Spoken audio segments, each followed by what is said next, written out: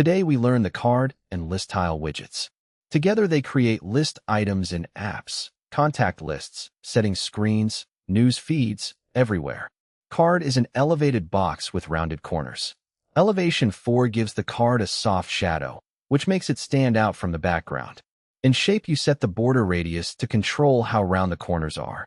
ListTile is a ready-made row with a layout already designed for you.